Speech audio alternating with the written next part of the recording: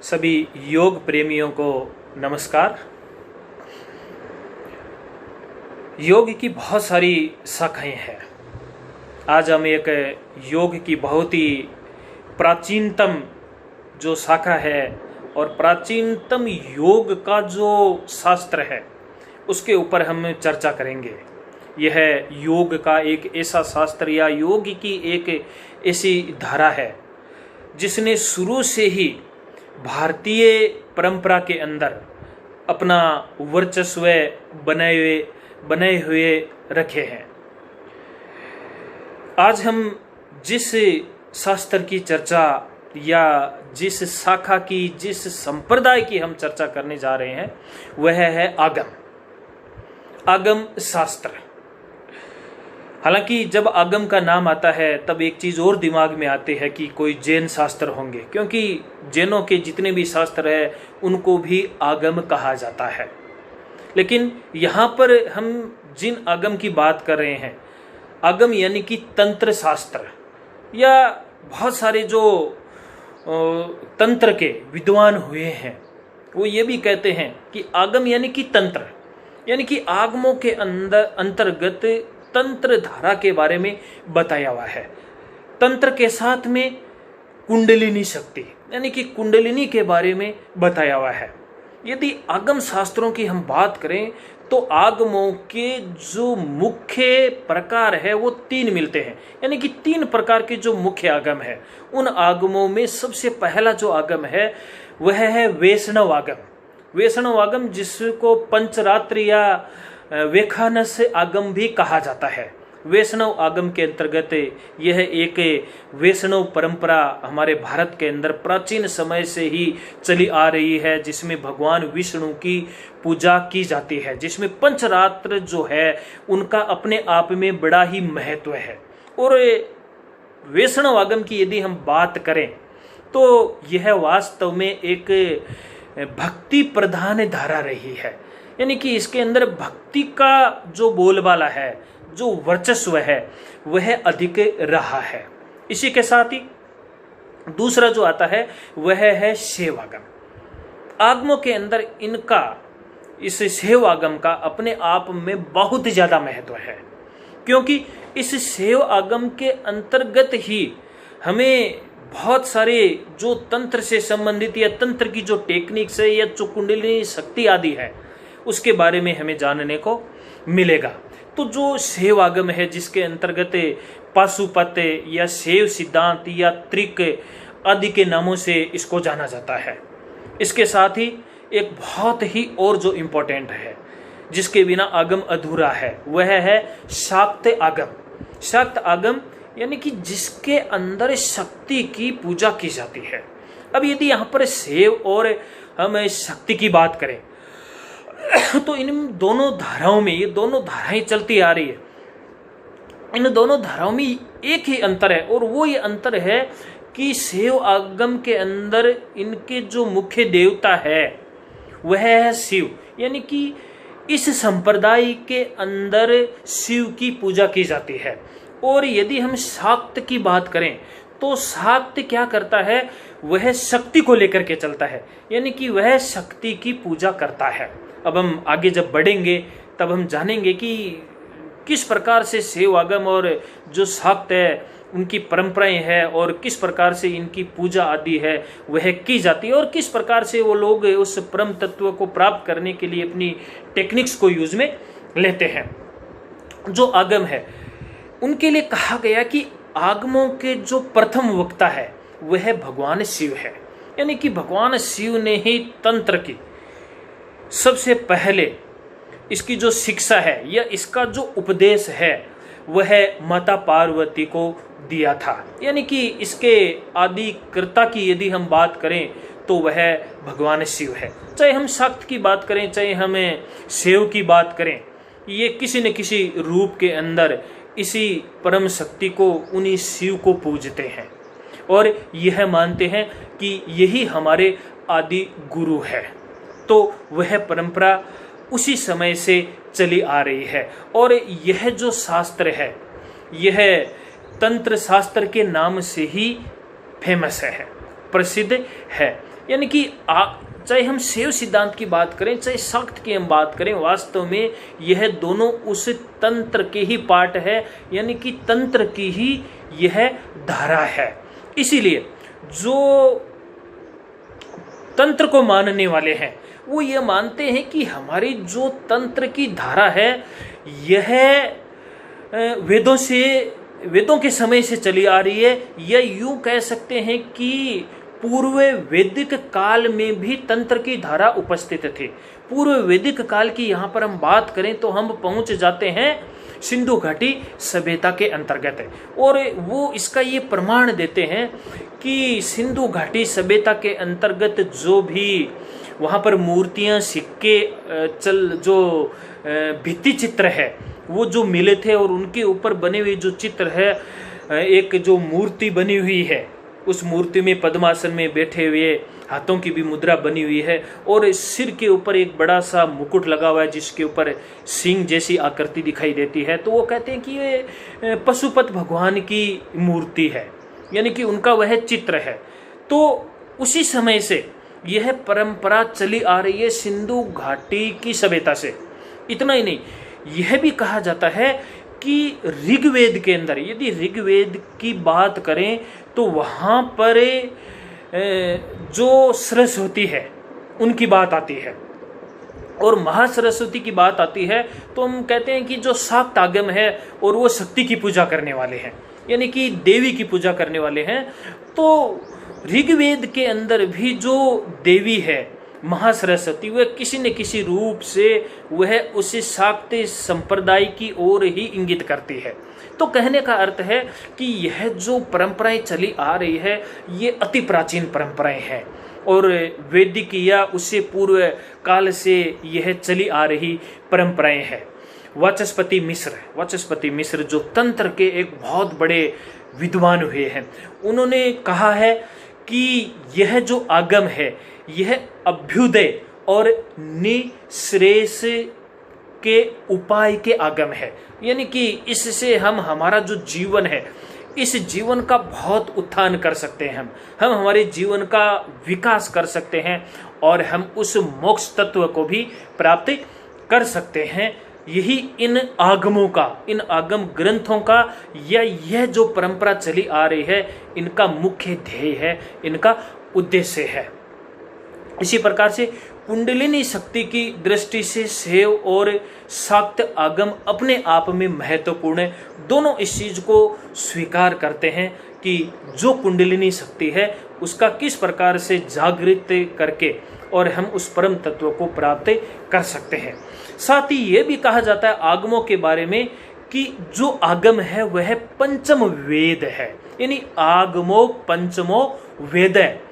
यह भी वाक्य पढ़ने में आता है, यानी कि जो 4 वेद है, यदि हम 5वें वेद की बात करें तो नंबर आता है आगमों का, और यह जो 5वां वेद है यानी कि आगम, कहते हैं कि शिव के जो पंचमुख है उन 5 मुख से इन आगमों की रचना हुई है। वो जो शिव के 5 मुख है उनके जो नाम है ईशान, तत्पुरुष, सद्योजात, वामदेव और अघोर, ये जो भगवान शिव है ये उनके पंचमुख है, और इन पंचमुखों से ही इन आगमों की रचना हुई है, इसलिए इन्हीं को आदिकर्ता के रूप में माना जाता है। अब जो आगम शास्त्र है और एक दूसरे जो आते हैं निगम शास्त्र, जो आगम शास्त्र हमारे हैं, यानी कि शैव सिद्धांत की जब हम बात करते हैं तो शैव सिद्धांत इन आगमों के ऊपर टिके हुए हैं, और यह कहा गया है कि आगम शास्त्र का जब निर्माण हुआ था उसमें जो भगवान शिव थे वो वक्ता थे, और देवी यानी कि पार्वती, यहाँ पर देवी पार्वती कह लें, देवी कह लें या शक्ति कह लें, शाक्त संप्रदाय के अंदर जो शक्ति है वह यही देवी है। तो यानी कि शिव कौन है? शिव तो वक्ता है यानी कि बोलने वाले हैं, और देवी श्रोत्री है यानी कि देवी सुनने वाली है। इसका ये अर्थ हुआ कि भगवान जो शिव है वह उस आगम शास्त्र का उपदेश देवी को दे रहे हैं। और उनके बीच में तीसरे जो है वह है भगवान विष्णु, वह है अनुमोदक, यानी कि वह उसका अनुमोदन कर रहे हैं इन उपदेशों का, इन सिद्धांतों का, इस संप्रदाय का। तो आगम शास्त्र जब बने तो वहां पर वक्ता शिव हो गए और वहां पर जो सुनने वाला है वह देवी हो गई और अनुमोदक हो गए भगवान विष्णु। ठीक इसी प्रकार यदि हम निगम शास्त्र की बात करें तो निगम शास्त्र के अंदर कहा गया है कि जो देवी है वहां पर देवी हो गई अब वक्ता, यानी कि देवी उपदेश देने वाली है। और अब शिव कौन है? शिव सुनने वाले हो गए, शिव अब सुन रहे हैं और भगवान विष्णु इसमें फिर अनुमोदक का काम कर रहे हैं। तो इस प्रकार से जो निगम शास्त्र है उसका निर्माण हुआ। तो यहां पर कहने का ये अर्थ हो गया कि चाहे हम शैव संप्रदाय की बात करें, चाहे हम शाक्त की बात करें, है तो भगवान शिव और पार्वती के बीच का ही संवाद, उन दोनों के ही उपदेश है। पहले एक उपदेश दे रहा है और दूसरा सुन रहा है, उसके बाद में जो सुनने वाला है वह उपदेश दे रहा है और वह सुन रहा है। तो इस प्रकार से यह जो शैव और शाक्त है, देखा जाए तो इनके अंदर पूजने का या मानने वाली जो बात है उसमें एक अंतर है कि वह शिव को मानते हैं और यह शक्ति को मानते हैं, क्योंकि यहाँ पर शक्ति कौन है? वक्ता है। और दोनों के अंदर भगवान विष्णु क्या हो जाते हैं? अनुमोदक वहां पर हो जाते हैं। इस प्रकार से जब ये दोनों साधनाएं आगे बढ़ी और कालांतर में जाकर के पंच साधना के रूप में यह विभक्त हुई, वो जो पंच साधना है उसमें शैव है, शौर है, शाक्त है, वैष्णव है और गणपत्य है। शैव की भी हम यहाँ पर आगे चर्चा करेंगे। शौर जो एक साधना है जिसके अंतर्गत हम सभी जानते हैं कि हमारा एक सौर मंडल है और उस सौर मंडल के अंदर हम रहते हैं। उस सौर मंडल में हमारा एक सूर्य है और सूर्य के चारों ओर नवग्रह जो है वह चारों ओर चक्कर लगाते हैं। यह परंपरा उसी से संबंधित है। शाक्त जो शक्ति की पूजा करते हैं, वैष्णव जो भगवान विष्णु की पूजा करते हैं, और गणपत्य जो आगे जाकर के एक और जो परंपरा रही, यानी कि उसके अंदर गणपति की पूजा की जाती है। आज भी हम भारतवर्ष के अंदर एक चीज देखते हैं कि यह जो परंपरा चली आ रही है बड़े जोर शोर से पूरे भारतवर्ष के अंदर, और विशेष तौर से कुछ ऐसे स्थान जहां पर इनका महत्व बहुत ही ज्यादा है, वहां पर आज भी इन परंपराओं को एक बड़े उत्सव के रूप में इनको मनाते हैं। और वह बड़े उत्सव के रूप में किस प्रकार से मनाते हैं यदि हम थोड़ा सा देखें तो पश्चिम बंगाल की तरफ यदि हम जाते हैं तो वहां पर जो नवरात्रे आते हैं, उन नवरात्रों में आदि शक्ति की पूजा की जाती है। और महीनों पहले लोगों के घरों के अंदर प्रोग्राम उत्सव शुरू हो जाते हैं और नवरात्रों के अंदर तो बड़े धूमधाम के साथ में इस शक्ति पूजन के जो विभिन्न प्रकार के प्रोग्राम होते हैं उनका आयोजन किया जाता है। इसी प्रकार से यदि हम देखें महाराष्ट्र आदि के अंदर, हम देखते हैं कि बंबई के अंदर कितना एक बहुत बड़ा प्रोग्राम होता है गणेश चतुर्थी के ऊपर, जहाँ पर भगवान गणेश की पूजा की जाती है। यानी कि गणपत्य जो साधना चली आ रही है किसी न किसी रूप में हम उस चीज को मना रहे हैं। इसी प्रकार से वैष्णव धारा, जैसे मैंने कहा कि ये भक्ति परंपरा रही है पूरे भारतवर्ष में, और कम से कम जो उत्तरी भारत है, उत्तरी भारत में इसका बहुत बड़ा बोलबाला रहा है। और लगभग सभी राज्यों के अंदर हम देखते हैं कि जो मंदिर आदि उनकी स्थापना हुई है और भक्ति का जो प्रवाह है वो पूरे साल यानी कि वर्ष भर वह चलता रहता है। इसी प्रकार यदि शौर की भी हम बात करें जो आती है तो बिहार आदि के अंदर हम देखते हैं कि जो छठ पूजा आदि होती है जिसमें विशेष तौर से जो भगवान सूर्य है उनकी पूजा की जाती है। शिवों का जो सबसे ज़्यादा जो प्रभाव और बोलबाला रहा है वह अधिकतर साउथ के अंदर देखने को मिलता है, या फिर कश्मीर का जो शैव सिद्धांत है वह भी बहुत ज़्यादा प्रचलित है। तो यहाँ पर कहने का यहाँ पर यह अर्थ है कि पूरे भारतवर्ष में आज भी किसी न किसी रूप में, ठीक है आज कुछ परंपराएं, कुछ उनको मनाने के तरीके हैं, उनमें कुछ अंतर आ गया होगा समय के साथ में, लेकिन फिर भी यह जो साधनाएं है यह किसी न किसी रूप में आज हमारे पूरे भारत वर्ष में हमें देखने को मिलती है। अब हम आगे बढ़ते हैं और सबसे पहले जो शैव आगम है उस शैव आगम की हम बात करते हैं।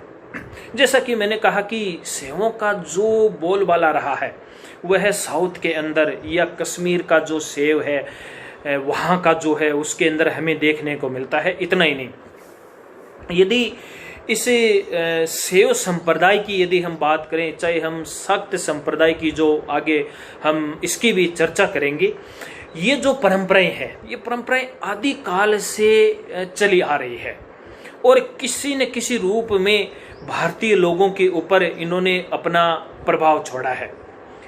और ये परंपराएं चाहे हमें आगे जाकर के जो और अलग अलग संप्रदायों के अंदर ये विभक्त हुई, जिसमें हम कहते हैं कि अघोर जो संप्रदाय है, इसी प्रकार से कापालिक संप्रदाय है, ये भी इन्हीं परंपराओं से निकली हुई धाराएं हैं। हालांकि बहुत सारे इनमें कुछ ऐसी दूषित चीज़ें भी घुस गई थी जिसके कारण से ये थोड़ी बदनाम भी हुई। कापालिक के अंदर हम कहते हैं कि जो इनके जो साधक होते हैं वो नरमुंड जो होते हैं वो अपने गले के अंदर डाले हुए रहते हैं और इस प्रकार से वो साधना करते हैं। बहुत सारे ऐसे होते हैं जो शमशान के अंदर जाकर के भी साधना करते हैं। कहते हैं जो अघोरी होते हैं वो शमशान के अंदर जाकर के साधना करते हैं। तो ये सारी परंपराएं निकली है, लेकिन इन सभी प्रकार की परंपराओं का कोई भी इस प्रकार का ध्येय नहीं रहा है कि किसी न किसी प्रकार से दूसरों को नुकसान पहुंचाना। इनका अर्थ इतना ही रहा है कि किस प्रकार से जो शिव है उस शिव से हमारा मिलन हो जाए। शिव से मिलन का यहाँ पर अर्थ है कि किस प्रकार से जो वह परम तत्व है उस परम तत्व की हमें उपलब्धि हो जाए। उस परम तत्व की उपलब्धि के लिए ही पूरा का पूरा जो शैव आगम है यानी कि जो शैव सिद्धांत है वह टिका हुआ है।